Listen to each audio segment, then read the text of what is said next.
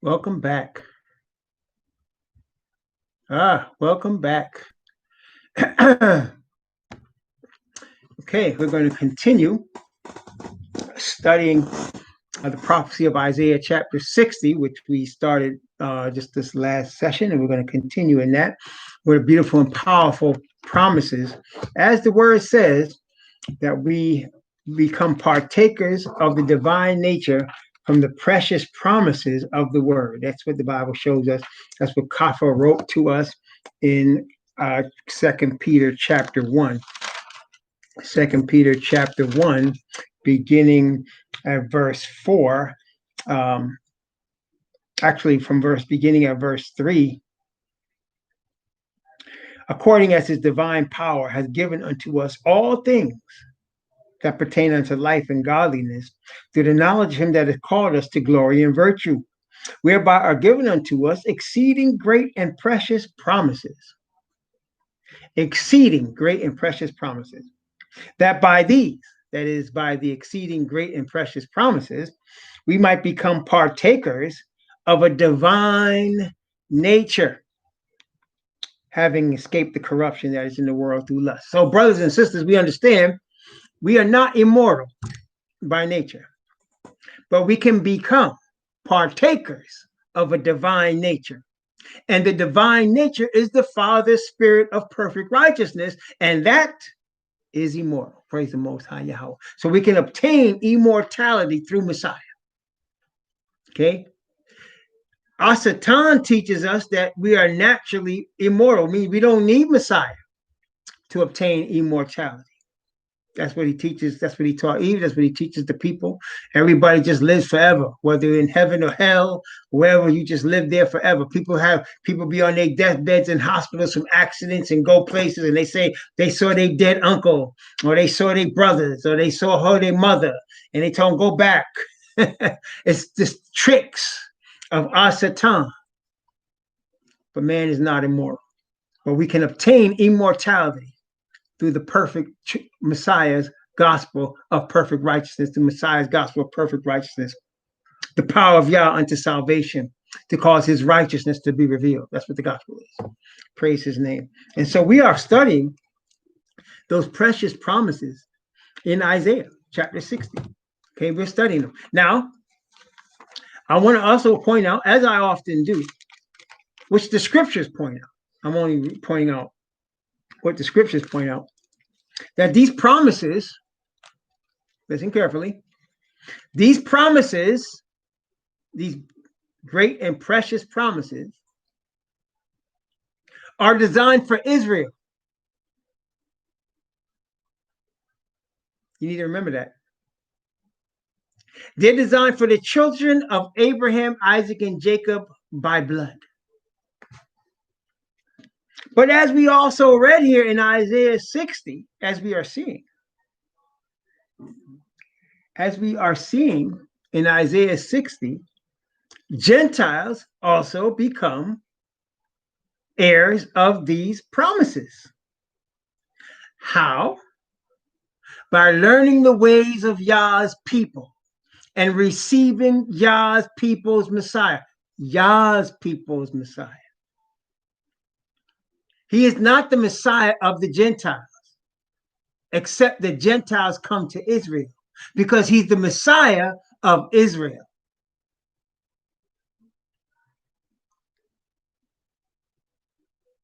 The Bible says he came not, but for the lost sheep of the house of Israel. And we just read in John chapter 8 in the last session, he told the scribes and Pharisees that if they loved Yah, they would love him, because he came from Yah and was sent by Yah, sent to the Israelite nation by Yah. And the Israelite nation is ordained to tell the nations about the Israelite Messiah. These are important things. There's an order. Okay? And so we learn in chapter 60 that the Gentiles, through Messiah, through the Israelite nation are able to be partakers of the promises of the Israelites, heirs according to the promise. And we also learn that they are able to do this by being grafted into the nation of Israel by the Messiah, and by learning the ways of his people, to learn the name of Yahweh from his people, and to learn his ways and his character from his people. That's how you come into the nation. See, Asatan would have you join a church, a denomination, a corporate entity, a corporation. He would have you join a corporation, okay? Because Asatan invented corporations to run this earth. You never hear anything of a corporation in the Bible, do you? You certainly don't hear anything of Yah's people being a corporation, an entity that's a legal entity, that's established, that has no feelings about anything. Yah's nation is a nation that's built on the foundation of Messiah. Upon this rock, he said, I will build my church. See, and people have been brainwashed that when you hear the word church, automatically you think a building with a bell on it and a cross on it, with a sanctuary, and the person in front of you called pastor. That's what you think when you think of a church. Tell the truth. You've been brainwashed.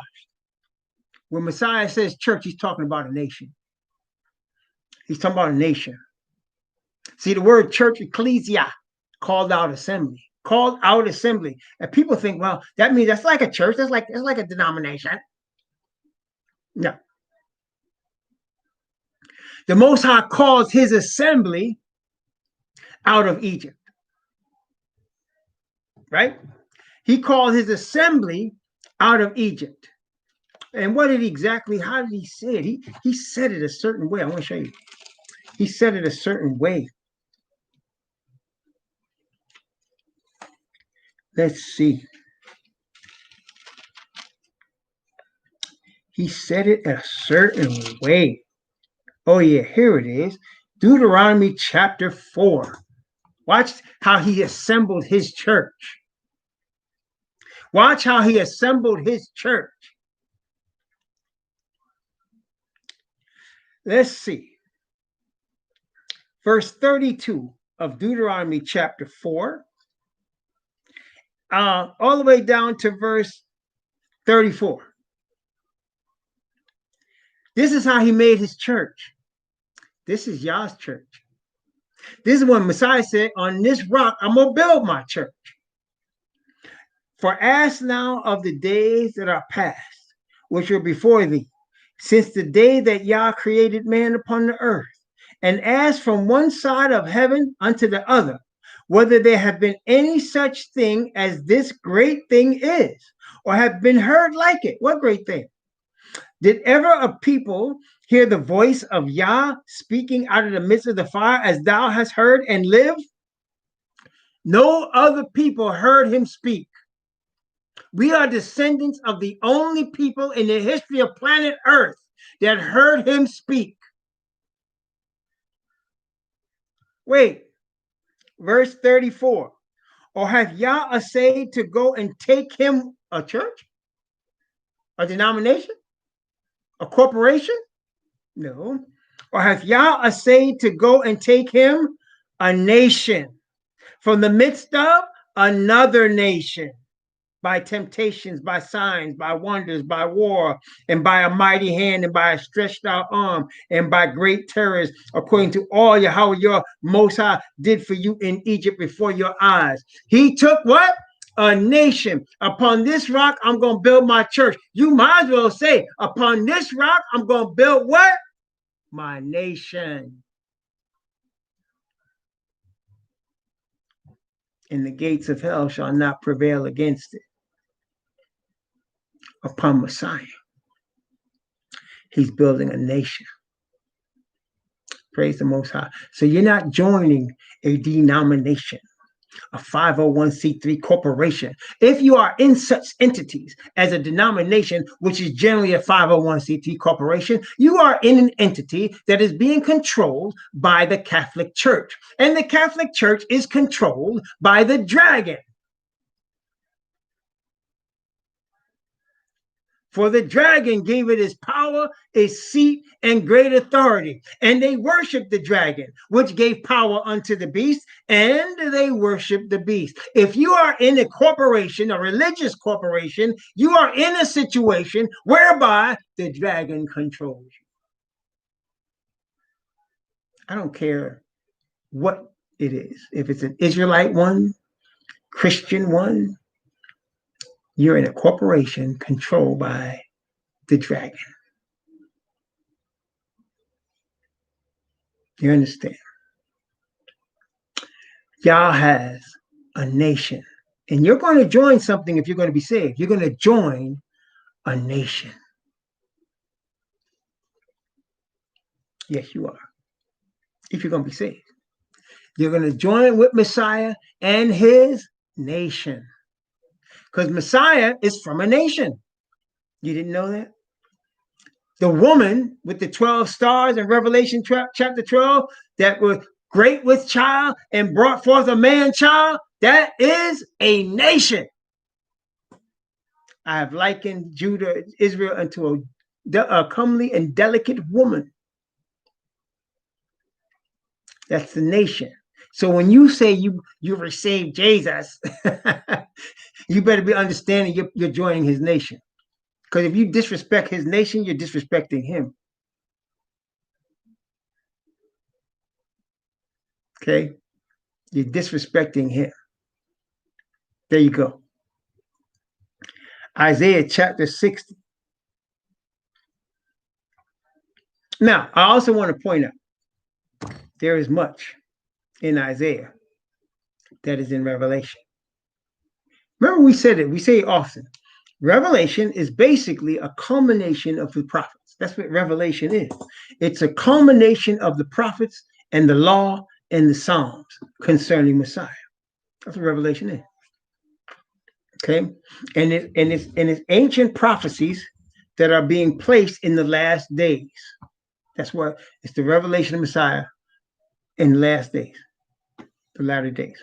Okay, and then Isaiah 60 is an example of this. So that when you see the promise in Revelation, you can come to a place like Isaiah and see the whole context of what you read in Revelation. So now we just read about, let's go from verse 10, because verse 10, okay? So look at verse 10 and then we'll read verse 11, which is in the book of Revelation. And the sons of strangers shall build up thy walls, and their kings shall minister unto thee. For in my wrath I smote thee, but in my favor have I had mercy on thee. Talking about Israel. Therefore, thy gates, that is the gates of the New Jerusalem, shall be open continually. They shall not be shut day nor night, that men may bring unto thee the forces of the Gentiles, that their kings may be brought. So let's look at the counterpart of this. In fact, let me read one more verse before we go to Revelation and read the counterpart to that verse, okay? Verse 12. For the nation and kingdom that will not serve thee shall perish. Serve who? Serve Messiah's nation. Who's Messiah's nation? Israel. Okay? So the nation and kingdom that will not serve thee, you Israelites, shall perish. Yea, those nations shall be utterly wasted. So it talks about the gates continually being open, that kings could come and bring gifts and bless the nation, and the kingdom that will not serve the nation will be destroyed. And didn't we read that also in Jeremiah chapter 12? Okay, let's go back and look at that on our way to the book of Revelation. Jeremiah chapter 12, verse 16 and 17. We just read it. Let's look at it again. Jeremiah chapter 12, verse 16 and 17. And it shall come to pass, if they diligently learn the ways of my people to swear by my name, Yahweh liveth, as they taught my people to swear by Baal, then shall they be built in the midst of my people. But if they will not obey, I will utterly pluck up and destroy that nation. Again, it goes back, saith Yahweh, and it goes back here. For the nation and kingdom that will not serve thee shall perish. Yea, those nations shall be utterly wasted. The gates, therefore, verse 11, their gates, thy gates shall be open continually. We're always going to be welcoming of everyone in the kingdom, right? No rejecting, because it's all righteousness. Then they shall not be shut day nor night, that men may come bring unto thee the forces of the Gentiles, the forces of the Gentiles, and that their kings may be brought. Okay, that is the wealth of the Gentiles. Okay. Okay, let's look at Revelation chapter 21. Revelation chapter 21.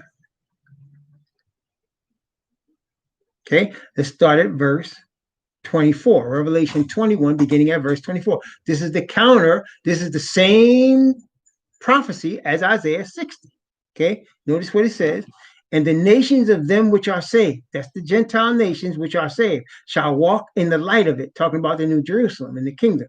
And the kings of the earth do bring their glory and honor into it.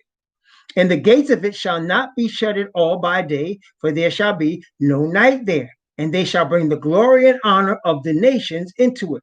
And there shall in no wise enter into it anything that defileth, neither whatsoever worketh abomination or maketh a lie, but they which are written in the Lamb's book of life. So the kings that are saved, the nations that are saved, the Gentiles, will come bringing gifts to the kingdom, bringing gifts from their nation to the New Jerusalem for the children of Israel. Okay, the nations that will not serve the children of Israel and the children of Israel Messiah will be destroyed. That's why I said only they which are written in the Lamb's book of life. No man's name or person's name is going to be written in the book of life. That's going to be a liar. That's going to be a rebeller against the covenant of Yah. They're not going to be there. They will cease to exist. Like their father Asatan will cease to exist. Okay, back to Isaiah 60. Let's go to verse 13. Well, let's read verse 12 again and go from there down. For the nation and kingdom that will not serve thee shall perish. Yea, those nations shall be utterly wasted. The glory of Lebanon shall come unto thee, the fir tree, the pine tree, and the box together, to beautify the place of my sanctuary. And I will make the place of my feet glorious. So you're going to have trees beautifying the city and beautifying Mount Zion. And it's not going to be like, I mean, we get an idea, like when he names a fir tree or a pine tree or a box. Those are trees we know from the earth, right? They dwell now. But we are not seeing the trees, and trees are beautiful. I love just watching trees sometimes. And I hate to have to cut down or see a tree cut down. You could just see life. It's to me, it's a representation of Yah giving life.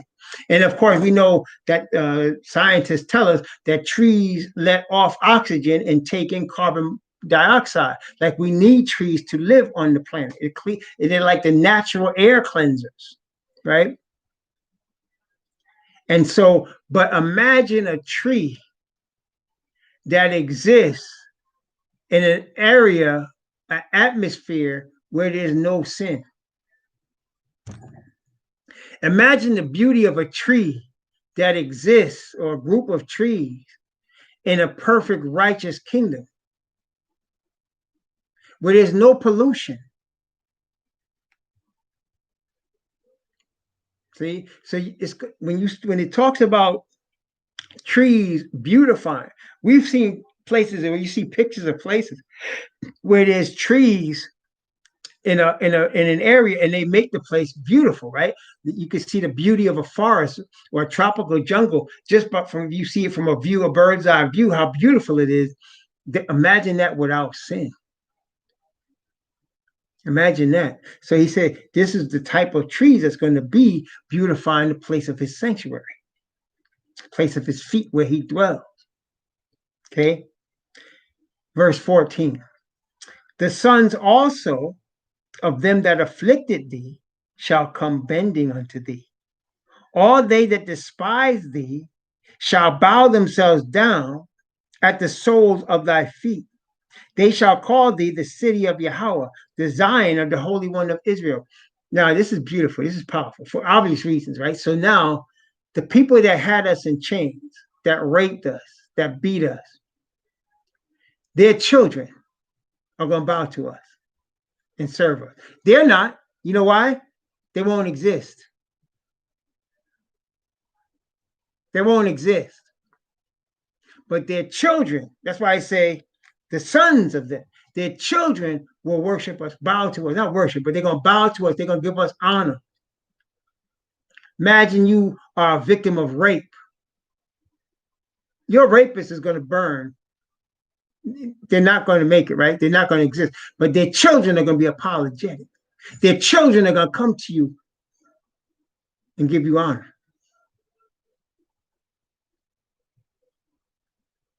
Imagine if you're Indians and you got your land stolen.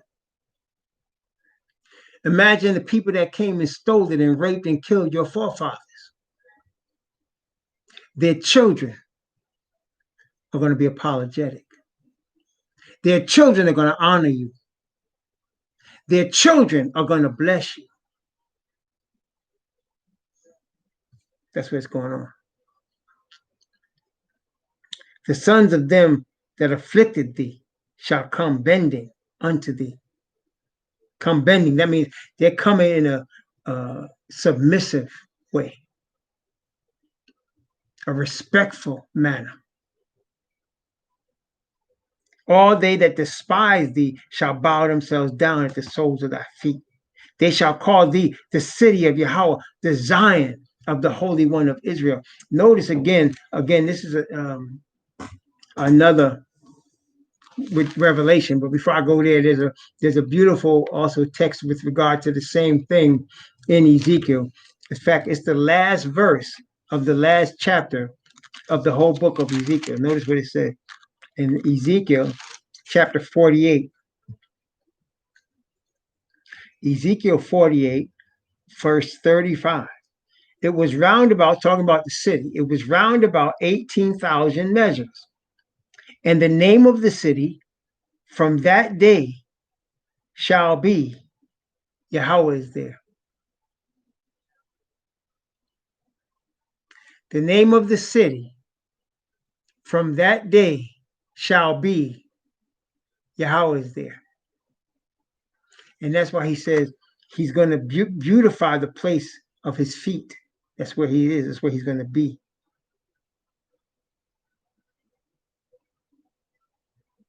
And it's going to be called the city of Yahweh, the Zion of the Holy One of Israel. That's where he's going to dwell. Father is king of the universe. Messiah, his son, king of this earth. And his people going to be kings of various places, who kings of those nations are going to report, going to be under us. Like the sons of David were in different places, and the Most High blessed them no matter what nation. The other people had their nations, but the sons of David were royalty among those nations also. What a beautiful thing, man. It's beautiful. Let's go to Revelation.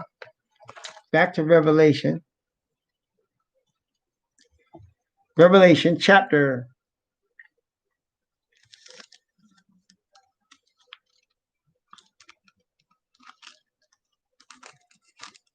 22.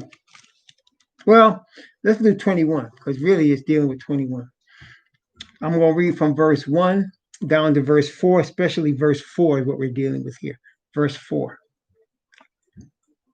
And I'm going to read down to verse 5. And I saw a new heaven and a new earth, for the first heaven and the first earth were passed away, and there was no more sea. And I, John, or Yochanan, saw the holy city, New Jerusalem, coming down from Yah out of heaven, prepared as a bride adorned for her husband. And I heard a great voice out of heaven saying, Behold, the tabernacle of Yah is with men, and he will dwell with them, and they shall be his people. And Yah himself shall be with them and be their most high. And Yah, this is verse 4, this is what's going on over there where it talks about those that oppressed us. And Yah shall wipe away all tears from their eyes, and there shall be no more death, neither sorrow nor crying, neither shall there be any more pain, for the former things are passed away. And he that sat upon the throne said, Behold, I make all things new. And he said unto me, Write, for these words are true and faithful. Yes, brothers and sisters, this is the kingdom we're about to inherit. That is why, right now, in these next couple of years, it's going to get savagely bad. Yeah, savagely bad, very bad. Because we're at the last block before we get into the kingdom. And so at that last block, it's on. It's on because our Satan is going to pull out every stop he has to stop us. See, I was just talking to my wife about this, you see, because think about this. When Messiah appeared, even from the time he was born, even though the Israelite people were given through the prophets the time that Messiah was going to appear, they knew a time frame. That's why when Messiah came in the Gospel of Mark, the first thing he said was the time is fulfilled, because they knew there was a time frame they were expecting him to appear. But they were not expecting him to appear in the way that he did. So first, there was a star over Bethlehem. And people from the east that weren't even Israelites saw the star and were coming because they studied stars, they into astrology and all that. And they saw this star and they came. And they knew it was over Jerusalem. And they said, Where is he that is born King of the Jews? For we have seen his star in the east and are come to worship him. And Herod in Jerusalem, the Bible says they were upset. They were scared, all Jerusalem. They weren't expecting that. Not like that. And then 30 years later, when he began his ministry, he goes to John the Baptist to be baptized. They were not expecting that. They were not expecting it. If they were, they would have tried, like the Bible said, the dragon would have opened his mouth and tried to kill him. Tried to kill him as a baby already, and they would have tried to kill him as a man if they knew that's how he was coming. But they didn't know. So they couldn't prepare. So that now, over the last 500 years, the Catholic Church has been infiltrating Christian churches. Listen carefully. Over the last 500 years, the Catholic Church has been infiltrating Christian churches, so that they didn't just walk in yesterday and decide we're going to be spies in these churches. They were raised up in these churches as they report to Rome. Every Jesuit has a handler. That's a priest. It's a Catholic priest, is their handler. So they report. They've been doing this for generations. So that what you're seeing now is people that have made, I'll just use the SDA Church as an example. There are people that have been in the SDA Church for generations that have been reporting to Rome. And the most part, the SDAs don't even realize they're there. Because that's part of the mystique. That's how the devil works. If you don't even know he exists, how can you fight him? So they have had people from Rome infiltrating, getting baptized, taking Bible studies, teaching, especially teaching. A lot of Jesuits get into churches that have schools and they teach. Generations of children being raised under the tutelage of Jesuits, thinking they're in some sort of Protestant denomination. That has been going on for centuries. So that now the people that are in these churches don't even realize they are already indoctrinated into Catholicism. They don't realize it. Because it's been controlled for centuries. But the Israelite movement is different. Like the original Messiah, the Israelite movement, the people that were looking or on the watch didn't realize how we would appear, how we would arrive, how we would be coming out. So what they did is the FBI started putting out memo about watching for a black Messiah. They didn't know how we were going to come. Like they didn't know Malcolm X came out of jail. He was a thief. He was a pimp. He was a drug dealer, and he came out of jail. They didn't realize where this man was coming from. Elijah Muhammad, the Nation of Islam, I believe, was set up by Rome. But they didn't realize this man when he came out, how he was, and it was that man, the power that was with him, that was causing Muslim mosques to be developed all over the nation, and they was getting money from him. So they kept him going until he kept going forward, looking for truth, and then all of a sudden he was at odds with the Nation of Islam because he was following truth. And truth was exposed to him, and then he couldn't be part of the nation anymore. It was a conflict. Okay? And so the FBI has been looking. Where's the Black Messiah coming? So here comes the Israelite awakening. It's new to them.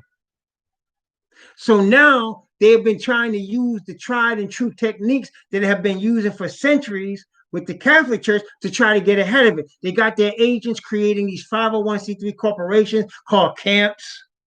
They got people trying to buy buildings and churches and create a churchianity style where it's supposed to be Israelite. Then, of course, they got these people raised up to be teachers to try to get you to look at every other book but the one book you need.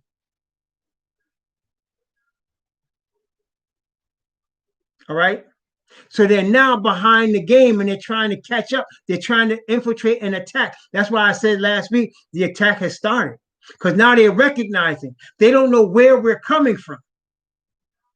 So what they do is they try to find teachers, and they key on the teachers, because the teachers are putting a word out that's going to reach those that are awakening.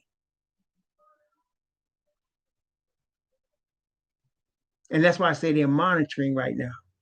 And they bring forth their own teachers, Black men that are posing as Israelites that are really working for the government, which is really working for Rome. Okay, that's going on. That's happening. All right, so right now that they're trying to get ahead of it. And like they did with the civil rights movement, they got ahead of it by paying Black men to be leaders, promoting them as leaders, marketing them as leaders, setting them up with their own offices, setting them up with organizations, funding them to get the people that are Black people to look at them as their leaders. Therefore, they're looking at people that are being controlled by their enemy and don't realize it. But with this movement, they now seeing where it's coming from. The problem they're going to have, the problem they're going to run into, is the true followers of the Israelite nation, the awakened people, the true ones, are following the Bible. See, again, it comes back to a mind war. It comes back to a mind war, like it was with Eve. It comes back to a mind war. And so they're seeing we're focused on the King James Bible. Therefore, they have to raise up teachers that are expert at confusing people with doctrines in the King James. And then the next step for us to combat that is to do what? Seek out the Father's Spirit. Seek out the Father's Spirit. He will give us the eye salve. We will see right through them. At the end of the day, it comes down to that. Satan cannot overcome the Father Yah Spirit. He cannot overcome Messiah, who has Father Yah Spirit. He cannot. And so as we seek Father's Spirit for the truth, for righteousness, by faith, and then he leads us in his word, we become impenetrable to the enemy. He can't do anything with us. And so there won't be a lot of us like that. 144,000, those that are with them. Not a lot of us like that. Because there are only a few of us that will stubbornly cling to the word and to the Spirit of the Father alone. Not get caught up in all these so-called teachers with wraps on their head or long beards that think they're doing something, or wearing all this garb like it means something. It don't mean nothing. That ain't nothing. I could go buy a piece of cloth and put it on my body and grow a beard. That don't mean nothing. It's the Spirit of the Father. It's his word that means everything. It's obedience to his covenant that means everything. And so, brothers and sisters, as we are seeking the Father and we stubbornly cling to his word, and we won't let go, and we won't turn from the left hand to the right hand from his word and from obedience to his covenant, that makes us more and more become their enemy. At first, they will threaten us, threaten our temporal existence. What does that mean? I mean, threaten your job, your home, your food, your clothing.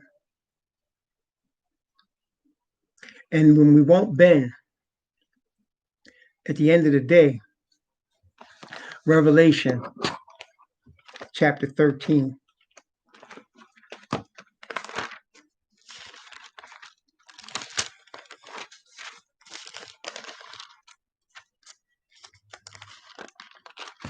Revelation chapter 13.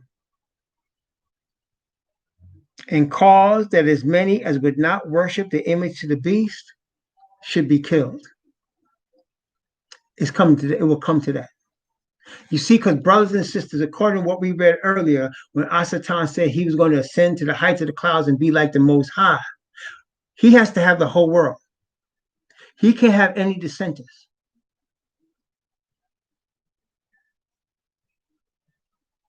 So once he has the earth and he has it, see, all right now, all of us are talking, right? All of us are talking. I'm talking. Other teachers are talking. Preachers are talking. Ministries are talking. Everybody's talking, right? We're going to see who belongs to the Father in the truth very shortly. Because, like I said, when they get very upset, that is our enemies, and they start taking stuff, and they start threatening us, and they start arresting us, and they start beating us, it's going to get real.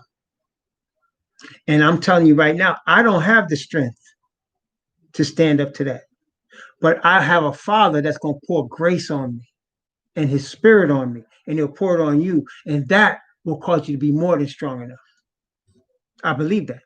See, that's what we have to be. We have to have the faith to understand that's what he's going to do for us. He will give us the power of his grace and of his spirit, and we'll be able to deal with everything with no problem. And they won't understand it. They tried to poison John, the Revelator. Tried to poison him, drank a child's poison, didn't kill him. Then they threw him in a pot of boiling oil, didn't burn him. And they were scared. That's why he ended up on the island of Patmos. That's why he ended up there. You understand?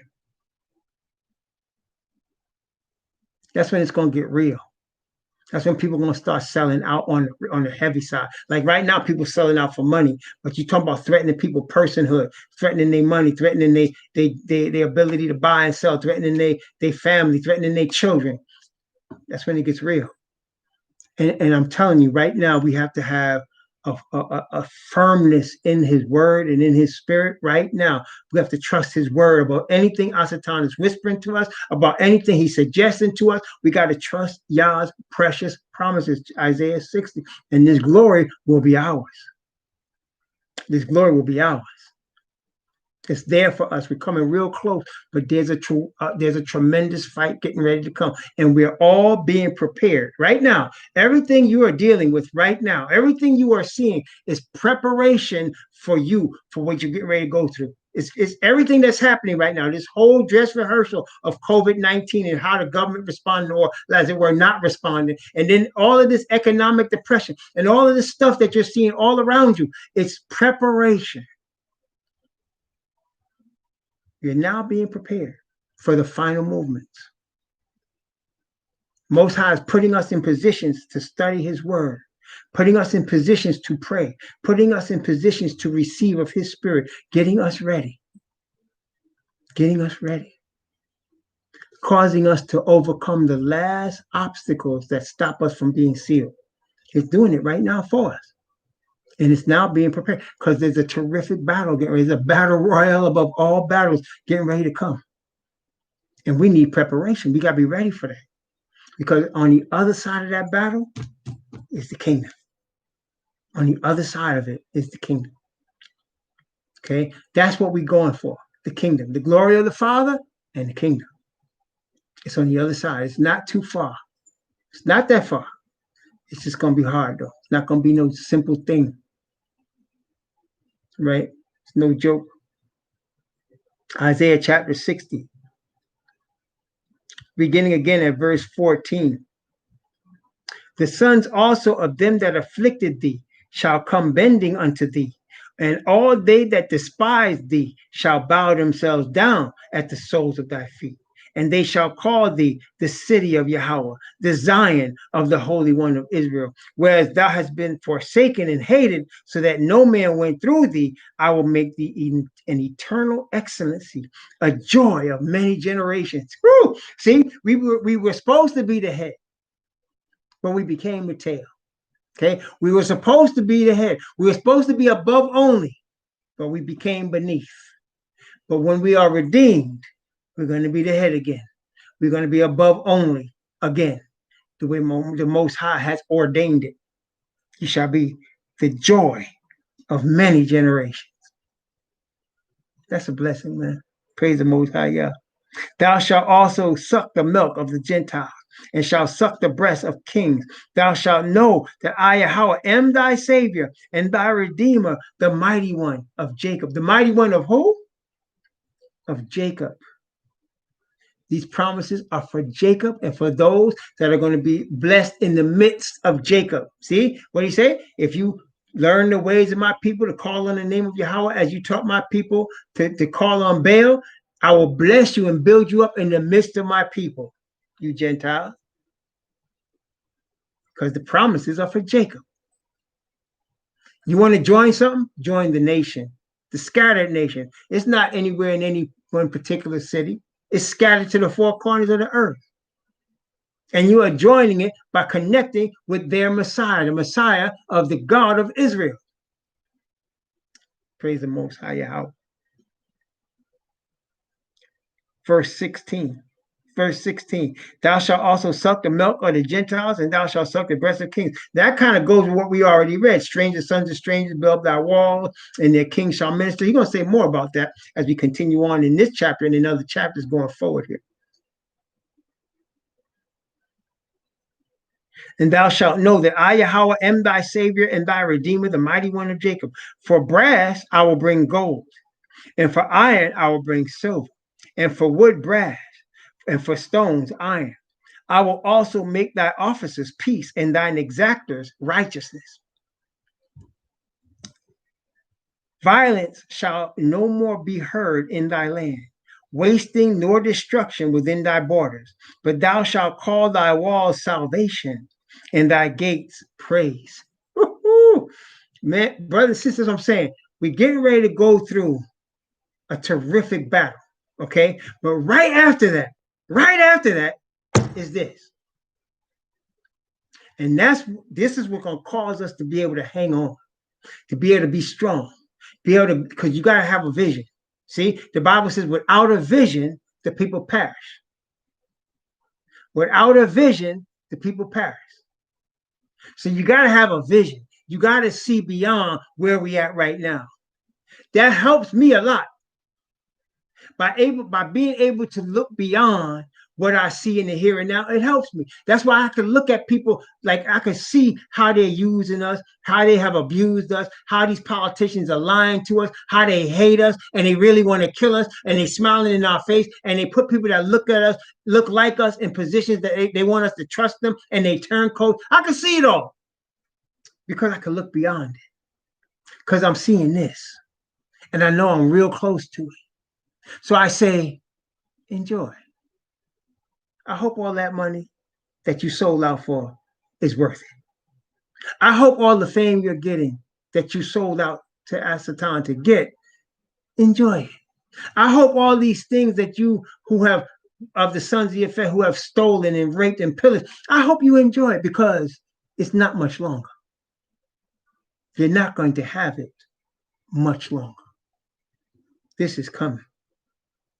And that's why I'm able to deal with it. If I didn't know that this was coming, I would probably go crazy. I would probably do some hurt. I would do some foolishness. I'd be killed already. I would have killed somebody. I would. But I know this is not the end, that there's something behind it. There's something after it. And we're at the closing scenes of this. Only a couple of years left of all the thousands of years that have come before us. And all the millions of people that have lived and died, we're at the end. And there's right after this, there's glory. And if we could just hang on to the faith of Yah, we are there. We're there. Verse 19, which you're going to recognize. You're going to recognize verse 19. The sun shall be no more thy light by day, nor for brightness shall the moon give light unto thee. But Yahweh shall be unto thee an everlasting light, and thy most high thy glory. We've seen this before. Didn't we see this before? We just saw it a few minutes ago. Revelation chapter 21. Back to Revelation 21. It's right there. Same thing. Revelation chapter 21. Same thing. Notice it says right, let's see. Yeah. Verse 23. And the city had no need of the sun, neither of the moon to shine in it, for the glory of Yah did lighten it, and the Lamb is the light thereof. There it is. And it says over here.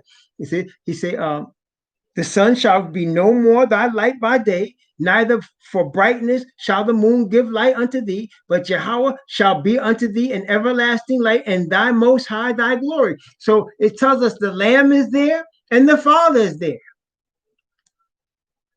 It's not saying that the sun won't exist and that there'll be no moon to exist. It's not saying that. It's saying that the city is so bright that the light of the sun and the moon won't make any difference. It won't make any difference because it's always going to be bright there, because those beings, the Father and his Son, are there. Okay? It's not saying that there won't be a sun. There's going to be a sun. There's always going to be a sun. There's always going to be moon, but it's not going to, the light of it at that point on the planet is not going to matter, because that spot is always going to be lit up with the glory of the Father and of Messiah. Okay? Verse 20. Thy sun shall no more go down, neither shall thy moon withdraw itself, for Yahweh shall be thine everlasting light, and the days of thy mourning shall be ended. No more tears. He's going to wipe away all tears from our eyes. Brothers and sisters, anything that we're getting ready to deal with is worth it. And it's cheap compared to what we're getting ready to get. Compared to what we are getting ready to get. That's what I'm saying. They can keep private jets and beautiful cars and mansions. Keep it. Enjoy it. Because all that stuff is darkness compared to what we're going to get. They can fly a private jet. We can just fly. Check it out. They can fly a private jet. We'll just be able to fly. You understand? They can kill and create forts and tanks and what you call that, basements to fill up bars of gold that they stole out the earth of Africa. It's going to pave our streets. Gold is going to pave our streets.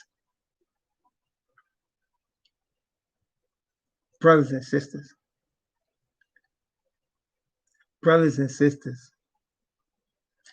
We're, like I said, it's going to get black. It's going to get real dark. It's going to get real harsh for just a little while.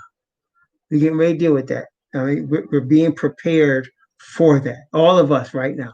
Just think of the loneliness. Think of your absence of family and friends. Just understand this is preparation, because you're getting ready to deal with something. And you're going to give praise to the Lamb. You're going to give praise to the Father when you're on the other side. You're going to thank him, because it's this preparation that gets us to more closer understanding of the importance of obedience and the importance of his spirit above everything, the importance of his word. And brothers and sisters, that blessing that he's going to bestow on us to get us through, he's going to get us through.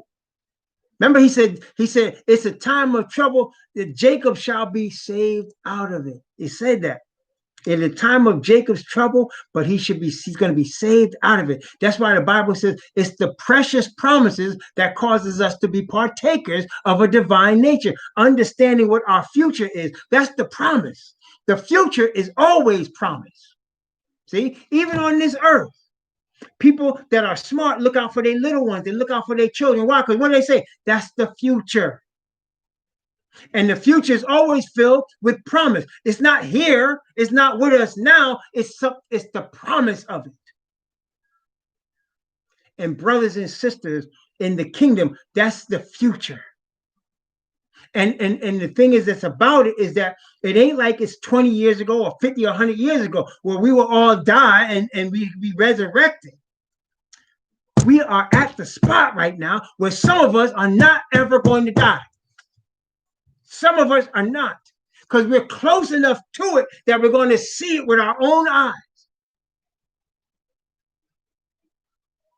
And I'm telling you, I could taste it. It's so close, I could taste it. And I'm telling you, it's going to be some heavy stuff coming. It's going to be some stuff. It's like I said, what you're seeing now, which is horrible. I mean, people are being killed in the street, right? Our brothers, right? We have the COVID and other stuff coming behind it that's even worse. We got disasters. We got economic depression and the 1% that wants to just make us all slaves. All of that is right now, and that's just dress rehearsal. It's going to get worse. And that's all good because it's not going to last forever. These things are temporary. We're not talking about another generation. It's this generation that's coming to an end. We're very close. And so, yes, it's going to get crazy, but it's okay because right on the other side of that, it's this. And this is never going away. This is never going away. It's never going to stop. It's never going to get old, ever. It's never going to get old. It's never going to get boring. It's going to be everyday adventure, every day beautiful, every day wonderful, every day happy. You understand? It's just going to be a beauty to behold. Can you just imagine just sitting back under a tree? That's right. Just sitting back and watching the earth be in perfect balance. Watching everything, every flower, every tree, every bird, every animal in perfect harmony with each other and in perfect harmony with the earth, in perfect harmony with you. Just examining what our human body will be like. I mean, it's amazing now. Our human bodies are amazing now. We dwell in temples that are dying and yet always trying to heal itself. That's what our bodies are always trying to do. Always trying to heal itself. Isn't that amazing? Can you imagine a body that's never going to die? A heart that will never stop beating, ever? Brothers and sisters, just studying these things are going to be amazing. And living it, it's just ahead of us. We got to hang on. It's just ahead of us. These people that you think are going to be in power forever, their time is very short. I don't care what kind of media the Ashkenazis putting out. It's very short. Them Edomites, they can create whatever Disney World illusion they want to. Their time is coming to an end. Very shortly. Very shortly. They got just a few more years of this. And it's over. It's over. This is beautiful. Verse 21. Oh, let me read verse 20 again. You know I like to repeat verses because for emphasis, right? So verse 20, thy sun shall no more go down, neither shall thy moon withdraw itself, for Yahweh shall be thy everlasting light, and the days of thy mourning shall be ended. Thy people shall be all righteous. No more rebellion on the planet. No more rebellion. Fights over religion or land or greed, or somebody wanting to be a god. No more of that. Thy people shall be all righteous. Wait a minute. Let me compare that. That just reminds me of a verse in Zephaniah. Zephaniah.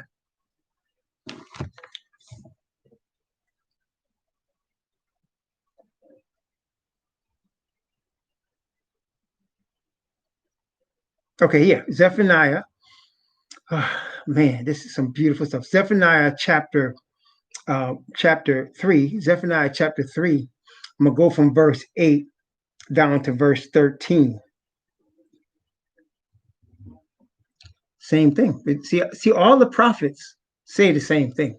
That's why you could read all the prophets and find the same promises. These men are all Israelite prophets. They're no Arab prophets.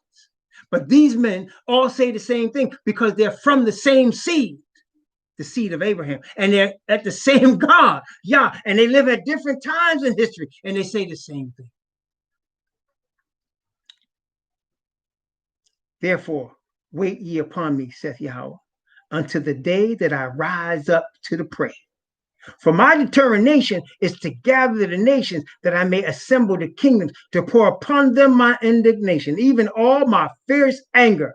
For all the earth shall be devoured with the fire of my jealousy. For then will I turn to the people of pure language. So you ain't got to worry about Hebrew now. You need to learn the name of Yahweh. That's the only Hebrew you really need. And Yahweh Shah, you need those two. Then his name, his true name, right? But other than that, no, he said he's gonna return unto us a pure language. Then we're gonna really know how to speak.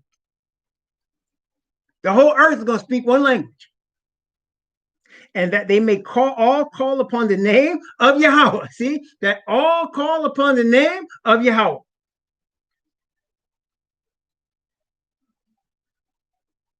To serve him with one consent. Everybody serving the one true God. From beyond the rivers of Ethiopia, my suppliants. Beyond, see, that's where we were taken, right? That's where we went. Beyond the rivers of Ethiopia. We went into Africa, into that land that was called Africa, which he calls Cush. Right here, Ethiopia means Cush. He said, beyond the rivers of Cush, we were all taken and scattered, right? From beyond the rivers of Ethiopia, my suppliants. That's where my people are coming from. Even the daughter of my dispersed, that's us, shall bring mine offering. That's us. We are the offering. In that day shalt thou not be ashamed for all thy doings, whereas thou hast transgressed against me. For then I will take away out from the midst of thee them that rejoice in thy pride, and thou shalt no more be haughty because of my holy mountain. I will also leave in the midst of thee an afflicted and poor people, and they shall trust in the name of Yahweh. The remnant of Israel shall do no iniquity. See, they shall be all righteous, nor speak lies. Neither shall the deceitful tongue be found in their mouth, for they shall feed and lie down, and none shall make them afraid. No more fear, no more lies, no more iniquity. They shall be all righteous. Verse 21 of Isaiah chapter 60. That people also shall be all righteous. They shall inherit the land forever. The branch of my planting, the work of my hands, that I might be glorified. A little one shall become 1,000, and a small one a strong nation. I, Yahweh, will hasten it in his time. Brothers and sisters, guess what? Time is now. Isn't that beautiful? The time is now. He's preparing us now for what we just read. You have to be prepared to enter the promised land. Our fathers, when the Most High took the nation out of the nation of Mizraim and brought them across the desert to take them to the land of milk and honey that he had already promised to them, they did not understand that there was a preparation. Okay? And they fought against it. That's why a generation had to die in the wilderness before their children, their babies could grow up and go into the land. Because they did not want the preparation. He said, as a man chastening his son, so Yahweh chasteneth thee, that you might know man does not live by bread alone, but by every word that proceeded out of the mouth of Yahweh doth man live. And this is what he's trying to teach us, the children, right now. He's giving us a preparation of righteousness so that we'll be ready to dwell in a kingdom of everlasting righteousness. You have to have a preparation. You can't just go as you are. He has to fix you. He will fix you. By his spirit, he will cause you to keep his commandments and statutes and judgment. By the promises he gives us to look ahead and see our future, we will go forward and do anything he asks us to do. Anywhere he asks us to be. It don't matter because we're looking ahead to the future. Okay, the future that has the promise. Praise the Most High Yah. May brothers and sisters, I pray that he blesses your future. Yeah, yeah. This is what we, this is the 144,000. That's not, so in other words, these are the people that come through the great tribulation that have been what? Afflicted and poor. That's what he said. I'm gonna leave them in the midst of you. These are the 144,000. They're not going to be afflicted and poor in the kingdom. Obviously, nobody in the kingdom is going to be afflicted, right? There's going to be no more affliction, right? There's no more curse. But this is them coming out of that, right? This is the 144,000 in the midst. Notice he said in the midst of the redeemed, right? In the midst of the city. That's why in Revelation she's asking about the verse 12 in Zephaniah to say, "I leave in the midst of the and afflicted and poor people." Good question, because this is the people that have. And that's why in Revelation chapter 7 the question is asked, "Who are these that are arrayed in white robes? Whence came they?" Remember that question? Revelation chapter 7. He said, the angel asked him, "Who are these that are arrayed in white robes? Whence came they?" And the answer was, these are they that did what? Came out of great tribulation and washed their robes and made them white in the blood of the Lamb. That same chapter starts off with what? The 144,000. See?